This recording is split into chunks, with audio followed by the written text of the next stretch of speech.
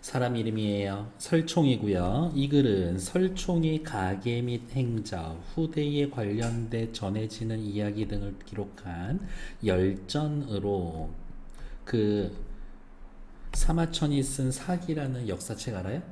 거기는 이제 본기, 황제급 대한 이야기, 세가, 세력 있는 집안 이야기, 열전, 그만큼은 아니지만 조금 주목해야 하는 사람들, 그것을 이렇게 기록해 놓은 걸 열전이라고 하지. 그러한 형식으로 되어 있다. 설총이 창작하여 신문대왕에게 들려준 우화, 화왕계가 실려 있다라는 점이 특징입니다. 화왕계라는 작품은 인간의 모습을 꽃의 특성에 빗대어서 제왕이 지녀야 할 바른 자세를 깨우치는 우화다. 그리고 글의 종류로 따지면 가짜 전기문이라고 해서 가전체 문학이다 라고 확인. 화왕계는 조선 후기까지 유학자들의 독서 문화와 글쓰기 문화에 영향을 미쳤으며 빨간색 체크. 화왕계는 조선 후기까지 유학자들의 독서 문화와 글쓰기 문화에 영향을 미쳤고 가전체 문학과 의인화 소설이 등장하는데 영향을 주었습니다. 가전체 문학이라는 것 기록해두면 된다. 됐나요? 본문 봅시다. 다음에 대해 자신이 알고 있는 배경 지식 떠올려보고 궁금한 걸 질문 형식으로 바꿔보자. 패스. 그 다음 이게 시험 문제예요. 당대의 사회문화적 맥락이 뭔지, 당대의 글쓰기 관습이 어땠었는지를 고려하면서 읽어봅시다 라는 것들. 밑으로 내려옵시다. 글의 종류는 우화의 성격이 있다라고 했는데 우화, 우언, 인격화된 동식물이나 기타 사물을 주인공으로 하여 끊어. 말 되게 어렵네. 의인화하여 그들의 행동 속에 풍자와 교훈의 뜻을 나타내는 이야기. 이솝 우화잖아요. 걔네들 주인공 다 여우, 토끼, 학 이런 애들인 거지. 밑으로 내려가서 본문 봅시다. 진짜 내용 별거 없어. 그냥 글쓰기 관습이 어땠는지 그거 파악하려고 보는 것 뿐이다. 설총의 자는 총지이다. 지혜로움을 총 모두 묶어 놓았다. 할아버지는 담날 남아이다. 아버지 원효는 처음에 승려가 되어 불경에 해박했으나 이윽고 환속 스님이었는데 난 이젠 더 이상 스님 안 하련다. 속세로 환 돌아와서 스스로 소성거사 라고 하였다. 굳이 따지면 할아버지 담날 남아 1대, 아버지 원효 2대, 설총 3대. 요렇게 가계를 소개해주고 있구나. 집안. 설총의 가계, 집안의 계통. 할아버지는 담날 남아, 설총의 아버지는 원효 스님이었지만 다시 세상으로 나왔습니다. 끝. 이제 잠깐 또 다른 얘기 해봅시다. 설총은 본성이 총명하고 예민해. 태어나면서부터 도수를 알았고 특별한 사람이지. 능력이 좋았어. 방언으로 우리말로 구경 9개의 경전을 읽어서 후학을 가르쳤으니 스승님이야 스승님. 지금까지도 그에게 배우는 이들이 그를 종주 우리 학파의 최고 우두머리로 받들고 있다. 그러니까 공부 열심히 잘 했고 제자들 잘 키우셨습니다. 또 글을 잘 지었으나 세상에는 전하는 것이 없고 다만 오늘날 남쪽 지방에 덜어 설총이 지은 비명, 비석에 새긴 글자가 있지만 문자가 이지러지고 떨어져 읽을 수 없으니 그가 실제 썼던 글이 종래에 결국 어떠했는지 알 수 없어서 조금 안타깝다. 글을 그렇게 잘 썼다고 하는데 남아있지 않아서 좀 안타깝네요. 이야기. 설총의 재능과 행적에 대해서 이야기를 했었다. 신문대왕 신라시대 한여름 5월 높고 밝은 방에서 설총을 돌아보고 말하기를 오늘은 장미가 처음 피고 향기로운 남풍이 봄바람이 약간 서늘 하니 맛 좋은 음식과 듣기 좋은 음악이 있다고 해도 고아한 높고 우아한 이야기와 유쾌한 해악으로 울적한 마음을 푸는 것만 못하리라. 오늘 날씨가 너무 좋아서 음식이랑 음악 좀 땡기지 않고 고아한 이야기와 유쾌한 해악. 야, 재밌는 얘기 없어? 그대는 반드시 색다른 이야기를 들었을 터이니 너 공부해서 아는 것도 많잖냐. 재밌는 거 있어? 재밌는 얘기 있니?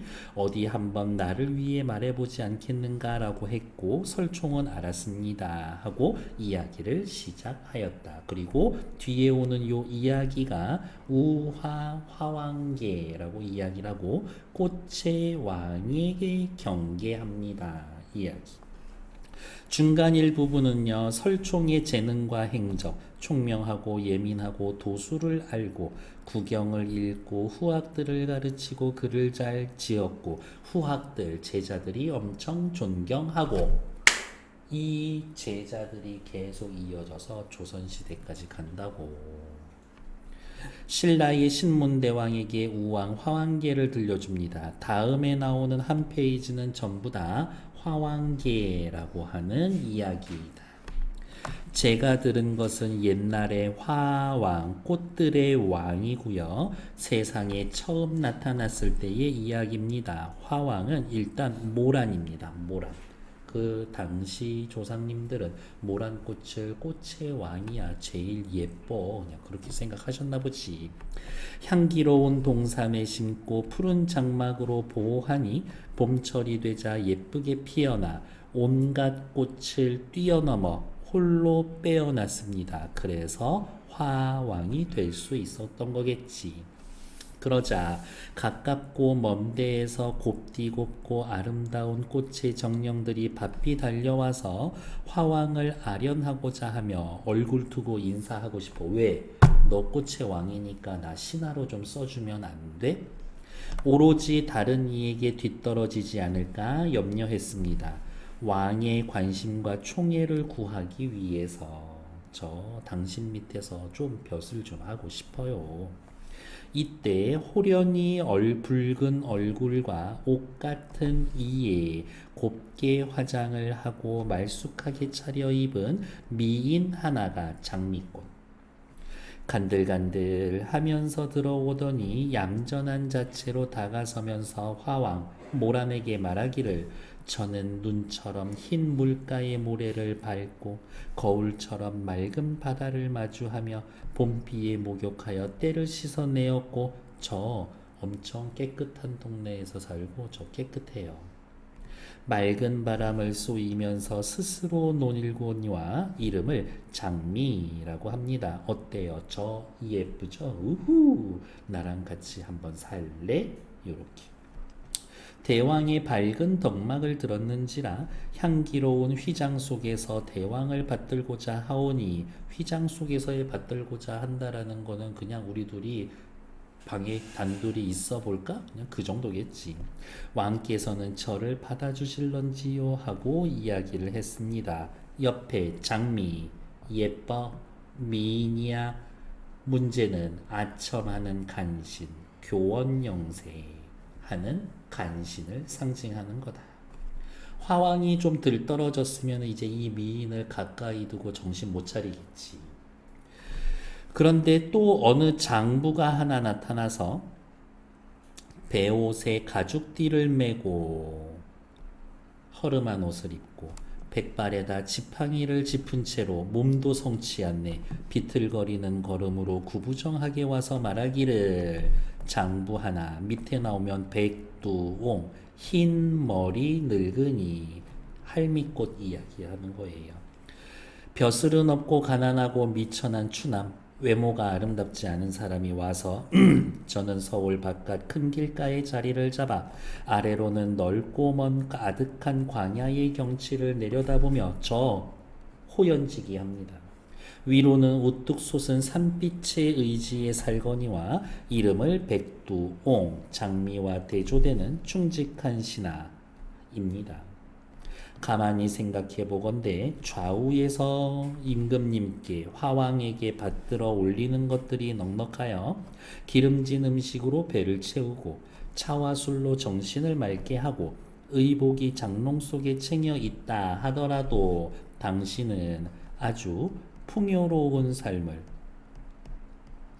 영위하다. 풍요롭게 살다 하더라도 모름지기 좋은 약으로 원기를 북돋고 독한 침으로 병독을 없애야 합니다. 잘 먹고 좋은 거 입어도 뭐가 필요하다? 좋은 약 필요하다. 독한 침이 필요하다. 잘 먹고 잘 살아도 주변에 훌륭한 신하 있어야 한다. 독한 침. 너 잘못할 때 쓴소리 들어야 한다. 그래야 네가 제대로 된 왕이 될 수 있다. 그러므로 옛말에 이르기를 어머 요 인용을 하고 있고요.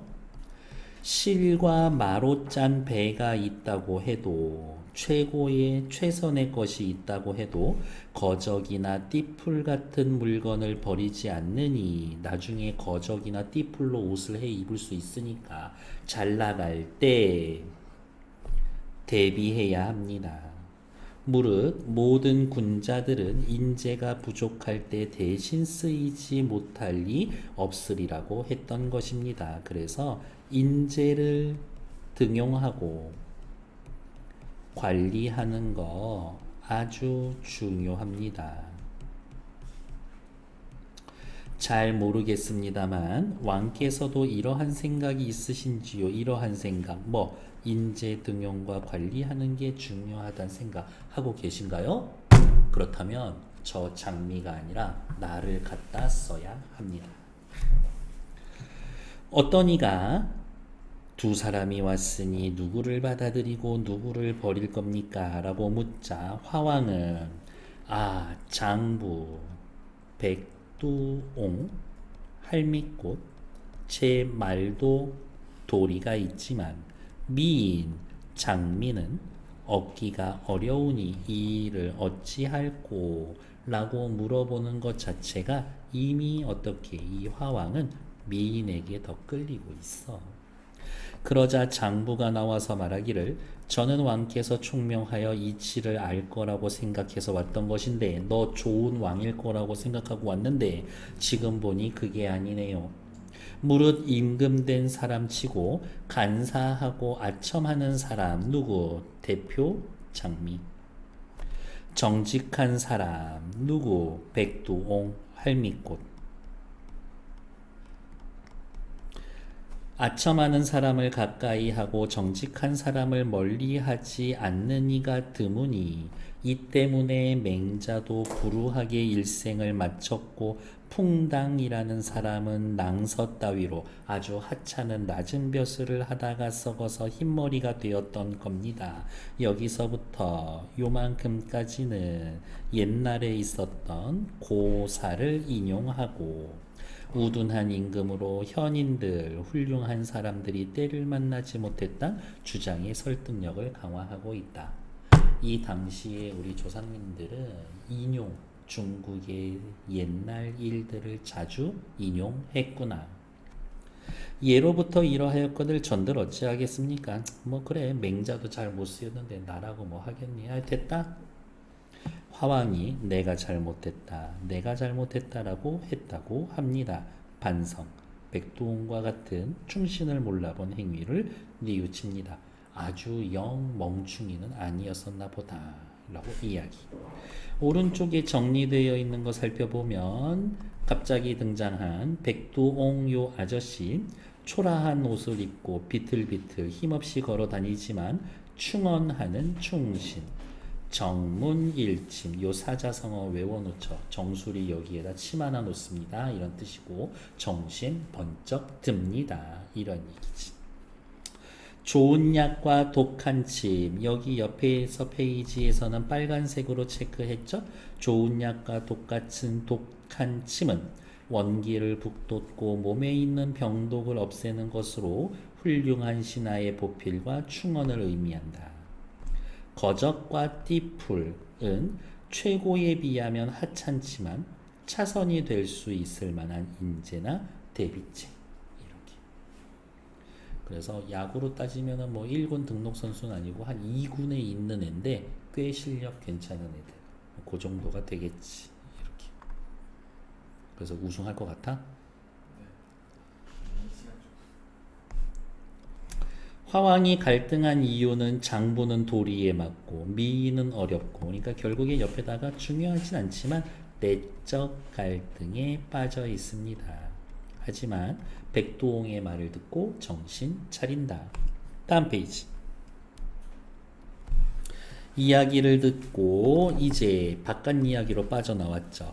왕이 서글픈 얼굴을 지어 말하기를, 아, 이거 설총이 나한테 하는 얘기구나. 장미 같은 애 옆에 두지 말고 충성스러운 신하 옆에다 두라고 나한테 경계하고 있구나. 그대의 우화에 실로 깊은 뜻이 있도다. 이거 나만 지금 당장 알기 아까워. 글로 써서 왕이 된 사람들에게, 이후 내 자손들에게 경계로 삼아야겠다 하고 설총을 높은 관직에 발탁하였다. 왕은 무슨 얘기하고 있어? 인재 등용에 힘써라. 간신은 멀리하고 훌륭한 인재를 등용해라 라고 내가 후손들에게 경계를 나눠줘야 되겠다. 설총의 화왕계는 창작설하면서 우하고요. 우의적이다 무슨 말이야? 돌려 말하길 풍자적이다라는 건 현재의 인재를 제대로 잘 알아보지 못하는 군주들 풍자, 교훈을 주고 결국은 유교적이지 뭐 임금에 대한 충성을 나타내는 거니까. 왕의 올바른 도리에 대한 충언입니다. 특징은 중요하겠죠. 우의적 기법, 인간 세상 풍자, 교훈 제시, 간신과 충신을 빗대어서 주제를 전달, 옛날 사건을 인용해서 교육적 효과를 드러내고 있습니다. 누구? 맹자 얘기하는 것들. 후대에 가전체 문학과 의인화 소설에 영향을 준다라고 하고 그냥 이거 가전체야 라고 대놓고 얘기하시는 수도 있으니까 그러면 그런가 보다 라고 받아들이시면 된다. 가전체는 본격적으로는 고려시대에 나올 건데, 설총이 화왕계를 통해 전달하고자 싶어 하는 주제는 뭐다? 왕은 정치를 잘해야 한다. 요망한 무리, 간신들을 가까이 두지 말아야 한다. 인재 등용에 힘써야 한다. 세상에 전하는 말로 일본국의 지인이 신라의 사신 설판관에게 주었다라고 하는 시의 서문에, 여기는 이제 좀 또 다른 얘기예요. 일찍이 원효거사가 지은 금강산매론을 본 적이 있으나 그 지은이를 직접 만나보지 못한 게 깊이 한스러웠다. 신라 사신 설씨가 바로 원효거사의 친손자라고 하니 그 할아버지를 보지는 못하지만 그 손자라도 만나는 것을 기뻐 이렇게 시를 전해드린다. 무슨 얘기하고 싶은 거야? 이 설총 아저씨는 바다 건너 일본에서도 엄청 유명하고 존경받았어요. 그 시가 지금까지 남아있는데 다만 그 자손의 이름을 알 수 없을 뿐이다. 설총과 관련하여 세상에 전해지는 이야기 이제 마무리가 되죠. 우리 현종 우후, 설총이 살던 시대는 신라시대인데 지금은 누구야? 고려시대죠. 임금께서 왕위에 있으신 지 13년, 1005년 신유년에 설총에게 홍유후를 추증했다. 추증은 죽은 사람한테 벼슬 주는 거야. 신라시대에 살던 사람이 죽었는데 고려시대에까지 벼슬을 받는다고?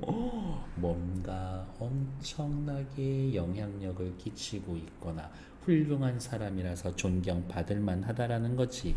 실제로 어디가 있냐? 어떤 이는 당에 유학한 일이 했다라고 하는데 그 여부는 확인할 수가 없습니다.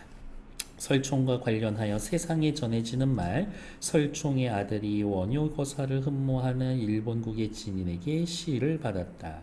설총에 대한 후대의 평가, 죽어서 벼슬 받았습니다. 요거 빨간색 체크. 훌륭한 유학자로 후대 사람들에게 유학의 종주로 존경받는 인물이기 때문입니다. 한반도에 유학을 제대로 공부하고 가르친 최초의 스승이라고 해서 대우해 주는 거지. 오른쪽 위로 올라가서 뭐 볼 게 있나 살펴봤더니 그렇죠. 꼭 알아두기. 얘는 별표다. 이 글에 나타난 당대의 글쓰기 관습, 열전의 형식, 고사를 인용. 열전의 인물로 설정된 이유는 유학자로 충이라는 통치 신념에 충실했기 때문에 우화 형식을 쓴 이유는 뭐예요? 넌지시 왕에게 충언하기 위해서, 돌려 말하기 위해서. 야, 왕, 네 주변 봐봐라. 야, 다 간신인데 너 정신 나갔냐? 라고 얘기하는 게 아니라 돌려 말하는 거다. 그래서 더 잘 깨닫게 해주려고. 다음 페이지. 이 글의 내용을 다음과 같이 정리해 봅시다. 정리 크게 하실 거는 없고, 가계, 재능 행적, 우화, 화왕계, 후대의 사건들 이야기. 설총이 신문대왕에게 들려준 우화의 내용을 정리해 보면 장미가 누구인지 백두홍이 누구인지 그 정도는 구분하셔야 되겠지. 백두홍이 맹가와 풍당의 고사를 한 이유는 맹가, 풍당 같은 현인을 알아보고 가까이 두고 그 능력을 발휘해야 나라가 부강하고 백성이 편안한 정치를 할 수 있다를 알려주기 위해서. 얘네들 같은 사람들 잘 데려다 써야 돼. 말이 엄청 길지만 간단하게 줄여서 쓰면 인재를 올바로 알아보고 등용하는 것이 중요합니다. 인재 등용의 중요성을 이야기해 준다. 왕이 우화에서 경계 삼고자 하는 건 그냥 인재 등용 잘하고 정신 잘 차리고 간신들 얘기 듣지 말아야 되겠다. 끝. 아래의 글을 읽고 당대의 글쓰기 관습과 삼국사기가 편찬된 사회문화적 맥락을 고려해서 아래 활동을 해보자라고 했는데, 다시 한번 말씀을 드리지만 이 단원에서의 제일 중요한 거 당대의 글쓰기 관습, 삼국사기가 편찬되었을 때의 사회문화적 맥락, 이거는 그냥 외워주는 겁니다. 열전은 후대의 권계가 될 만한 인물의 행적을 서술한 전기로 성현의 말씀을 기록한 경전을 보충한다. 고려 인종의 명을 받아 김부식이 편찬한 삼국사기의 열전 역시 이에 충실하여 효제 충신, 효도하고 형제간의 우애 있고 충신에 충성스럽고 친구 사이에 믿음 있는 유가적 덕목을 부각하고 유교 통치 이념을 굳건하게 함으로써 국가의 기강을 세우려는 의도로 인물을 설정했다. 그러니까 결국에 삼국사기의 열전은 무엇? 유교적인 이상을 실현하고 실천하는 사람들의 이야기를 전달해서 사람들에게 모범을 받게 하는 거다. 열전이라는 글쓰기 관습과 관련하여 설총을 삼국사기 열전의 인물로 설정한 이유를 찾으면 어디에 있어? 여기에만 체크하시면 됩니다. 뛰어난 유학자였고 충이라는 유가적 덕목과 유교적 통치 이념에 충실한 인물이다. 글쓰기 관습과 관련하여 우화 형식 이야기가 제시된 까닭은 그냥 직접적인 게 아니라 은근하게 교훈과 깨달음을 주기 위해서. 그 정도 확인하시면 된다. 됐을까요? 다음 페이지. 되게 피곤해 죽겠어 지금. 응? 이 글에 제시된 우화와 관련하여 독서와 글쓰기 문화에 대해서 이야기해 봅시다. 설총은 조선시대에까지 우리나라 유학의 종주로 숭배됐고 추앙받아서 동국 18현으로 공자를 모신 사당인 문묘에 배향되었다. 거의 공자 근처까지 올라간 사람이다 라고 인정받았어. 설총이 신문대왕에게 들려준 화왕계는 고려시대의 가전체, 조선 중기의 한문소설 화사, 후기의 화왕전 등에 영향을 미치고 동문선의 풍왕서로 실려있다. 조선 후기 실학자 이계 화왕가 역시 이러한 사회문화적 맥락과 글쓰기에서 나온 겁니다. 옆에 나와 있는 거는 크게 보지 않고 현대어 해석으로 그냥 볼게요. 임금이 색황, 쉽게 말하면 여자애, 빠지지 말고 현인을 등용시키기를 간절히 바랍니다. 설총의 이야기를 듣고 난 뒤에 임금이 마음을 잡고 백성들의 마음을 움직여서 좋은 나라가 되었습니다.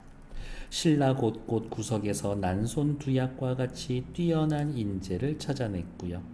설총의 화왕계 덕분에 왕이 정신 차리고 나라 안에 온갖 풍파를 멈추게 해서 설총 완전 형님 멋져.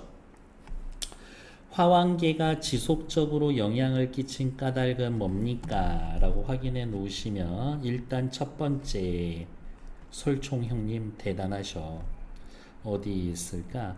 후대 유학자들이 설총과 그가 지은 화왕계의 영향을 받았음.